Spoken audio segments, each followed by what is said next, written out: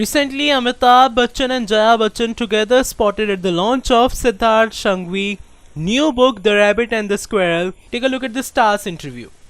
There's a very famous lyric that aptly describes my presence here tonight, ladies and gentlemen.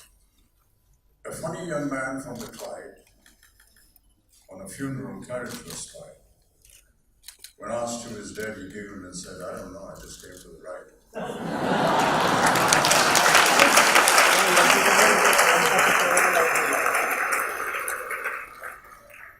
चेहरे पे light नहीं गिरा There are many repartees I could offer, but I shan't. I'm going to discontinue the joke now. I'm thinking you grew up in a literary household. Your father, Dr. Jaya Bachchan, is a legendary poet.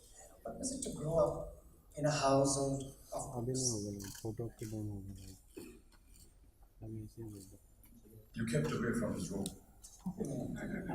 And there was an unwritten code of conduct in the family that when my father is writing in his study, he is not to be disturbed.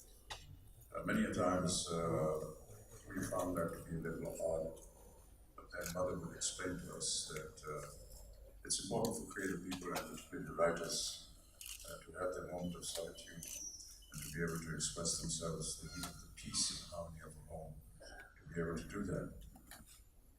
That was some of the early impressions that we had. But as we grew up, there were many occasions when, if he was doing an important piece of work, I remember that he was asked by Pandit Jawaharlal Nehru to translate a biography on him, written by Michael Bishop into Hindi, and there was a deadline that we had to finish before the boy's birthday. And he was working day and night, and he put out a little placard, almost like a painting outside the door of the studies. That meant that nobody was allowed to go in and disturb him. And this used to happen for days and days and days. You never really knew how he was or what he was doing. That's the kind of temperament that we grew up in. But yes, every time my father would write a piece of poem, we were the first people that he would introduce the poem. And in particular, he would ask us to read it in almost the same graph and the tone that he had written. And I felt that that was an extremely important exercise because later on in my work as a professional actor, I found that the respect that we need to give writers is the most important aspect in filmmaking. I feel that writers are the most important ingredient in filmmaking. They, design the character, design the story, they design the dress, the location, everything. And once they write, it's written with a lot of conviction and strength. And it's important to be able to gauge their mind and the graph of their language before you actually see the lines. So some of the things that we learned, what I learned from my father was to be able to recite some of his works in the same graph and language. That I found great. Other than that, of course, the numerous people of letters that used to visit him, and to be just sitting quietly and listening to them converse and discuss various aspects of life, poetry, and literature was indeed a very revealing aspect. I remember when we were in Allahabad, there was a union that was formed by the students that he was teaching. He was teaching English literature in Allahabad University. And they used to sit after midnight and discuss words, literature, poems, writings. And many a times, even though we were not allowed to be awake at that time, we would sit up and just be present with them, listen to them. Those are some of the experiences that we grew up with. Well, what do you remember of those days, that time, which is magical hour? Well, just the concept of picking each other's brains, writing. Somebody's work used to be discussed. Somebody's poem used to be discussed. Why we wrote it. What was the intent? Much like what you just described in in your description of your book. Many people go through certain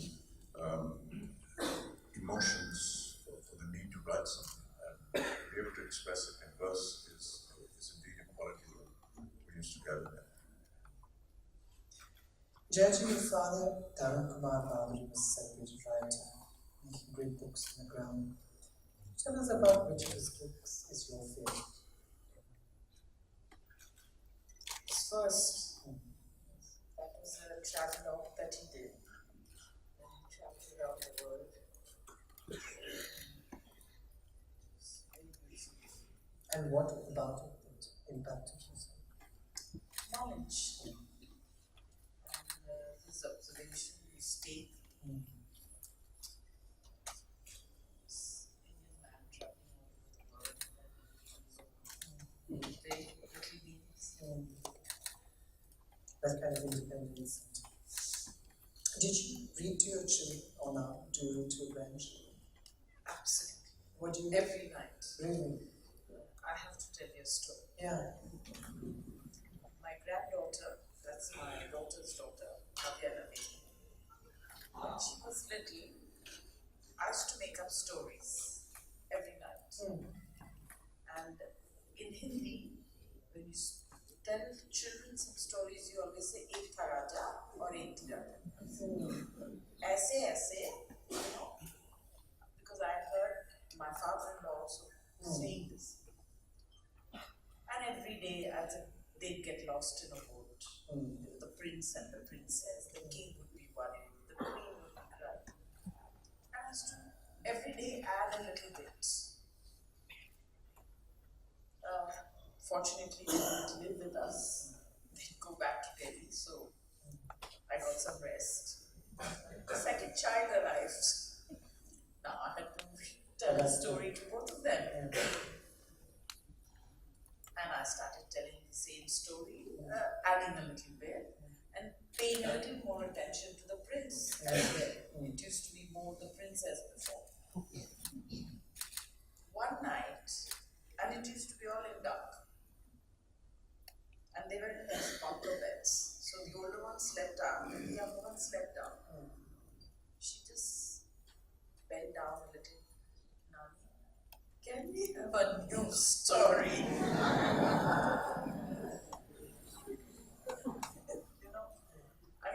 Poor child, she was patient for so long listening to her story, and she exactly knew. But when they're little, they love to hear the same thing. But I realized she'd grown up, so it was time to stop making stories and read them proper publishing. And then I started. Oh, wonderful. What a great gift that you were able to give. Jiggle, so you told me one thing ages ago that the Bachchans are the most reluctant to part with a book. Why is that? I don't know. I mean, he's worse than me. You know, you go out to a bookstore, most of the time, well, these days one doesn't have the opportunity to go to a bookstore in town.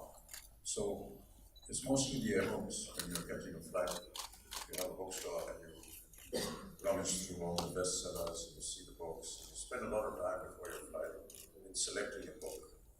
Then while you're in the plane, you start to read it. You make your little note on top of the first page, you write your name, you write the date you bought the book, you write the shop that you got it from, the flight you're on, how long it's going to take you to reach your destination, all these details.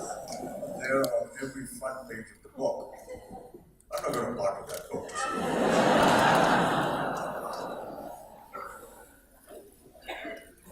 When we were little, kids are invited to birthday parties. And I remember, kids would bring a box of Cadbury's chocolate or a box of cookies and things like that. When we were very little, that was fine. When we grew a little older, my father would always say, give a book. It remains on the shelf. Maybe not then, but sometime you pull it out and read it. That's more important than eating the biscuits and the chocolates. So this is something that I was used to, and it was my job in the house to every Sunday clean the bookshelves. And and I would sort of go through them, and it's such an interesting activity. And so when you've taken care, when you've been told, and you've been brought up with books more than anything else, even more than a piece of jewelry, it's a little difficult to part with gifts, books. So, but sometimes I feel, okay, we've read it. I collect books and I send it to schools, especially for their library. And then I get to hear from the office, वो साहब ने पूरा वापस मंगवा दिया. So it's futile exercise. There is no place in the shelves for the books, and now they're on the floor. Can we stop this domestic conversation?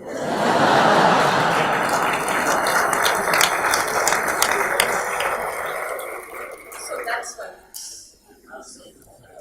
And that's why. Jaya, I'm going to get into this call.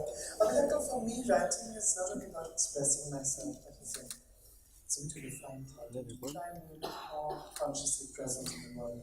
You were committed to writing a blog and you write. With dedication and integrity every day. There's no team serving a blog, it's you. Could you tell me what you have learned from the years of writing? It started off as a joke. Somebody said that, you need to have a website in your name because there are about 150 websites under your name and none of them is original. And I asked them how long it would take. They said it would take about 6-7 months. To collect all the material and to spend time with you. I said, that's too long. Can I do something tomorrow? And they said, yeah, you can write a blog. I said, what is that? And they explained it to me. They put me onto a site and I wrote, hello, how are you? And closed the blog. And next day there was 2 comments that came. And I said, wow, this is terrific. So I took those 2 comments and I said, thank you so much for writing to me. Who are you and how are you? That was 4 lines. And I got 10 more replies. And this just carried on. Now I have about 500 dedicated people on the blog who I have now named my EF, which is my extended family. I'm on 3,896 days every day. I've been writing the blog, and it's just, I feel very committed now because I know that there are at least 500 people who are waiting for this blog to come. And sometimes when I've forgotten to push the right button, the post button on the computer, from 5 o'clock in the morning I start getting these alarms. What happened to you, sir? Where's the blog? You haven't pressed the right button. Yeah, do it right now.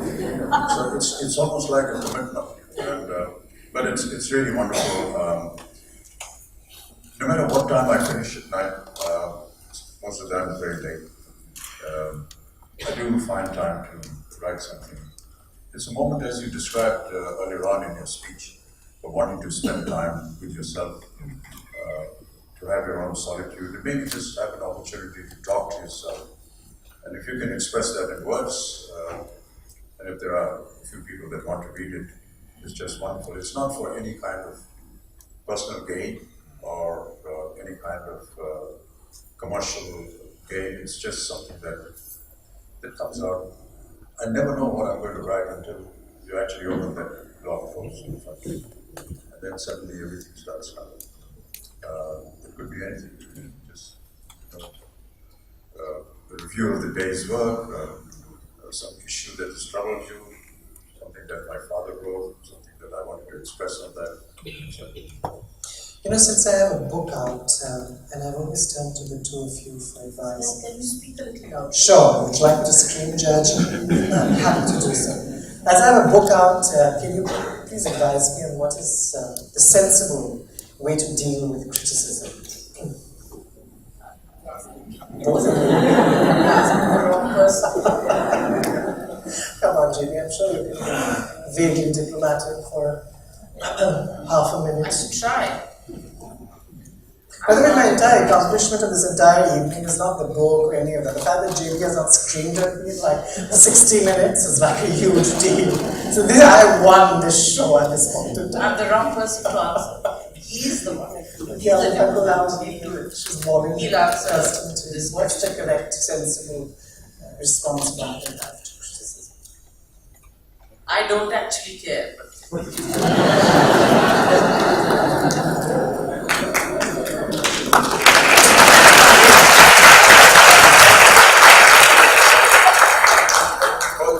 the first assurance that you get is actually somebody's read your work.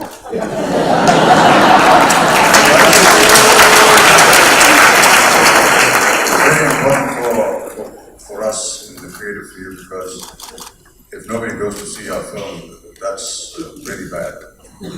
So that's one of the first things that comes to your mind. But seriously, I would accept criticism. I would like to accept criticism, because I think it gives you an aspect of your work which you were not aware of. And there are many critics, I'm sure there are many here tonight, who are able to have the perception of being able to go beyond what you've written or have a different viewpoint.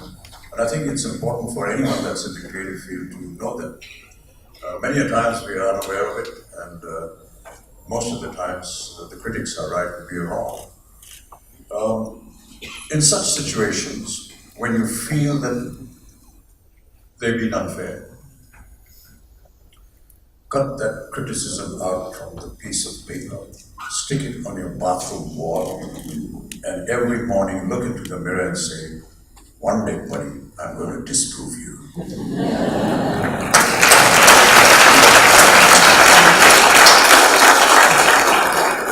So, Amitabh, I want to thank you for teaching the wisdom and remaining silent. And Jaya, I want to thank you for showing the strength it takes in speaking up, because these are the two fundamental things that I would like to learn from both of you. I also wanted to give you with my book, may I? I've got the book, I've read it. And you've kept it from me, so that's not good. Judge. It's back. Yes, it is. I've given it to my sister to read it. She read it and she's brought it back. I don't believe it.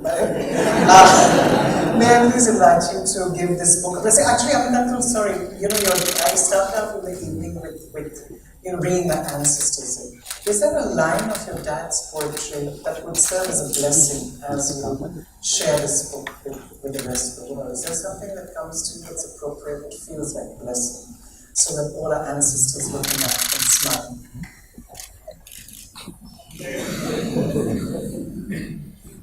I really don't know. I can't really say a line without the entire verse, and I don't remember the entire poem, but I was talking earlier on about how sometimes my father would ask me to read some of the poems that he had written and explain to me the graph of the poem. So there was a poem that he wrote on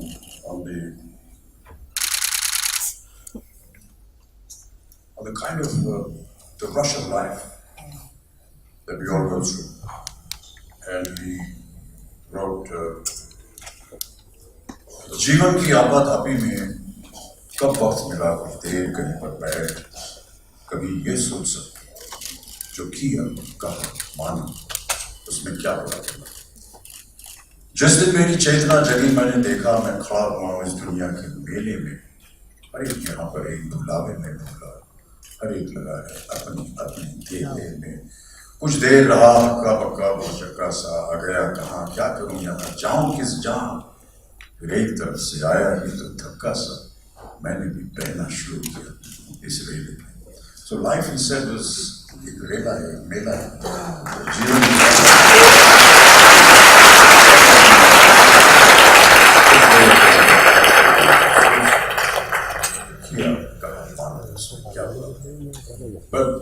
These lines, it's okay to recite them, but what he actually made me understand is that many a times a poet writes an expression and through words actually gives it some kind of physicality.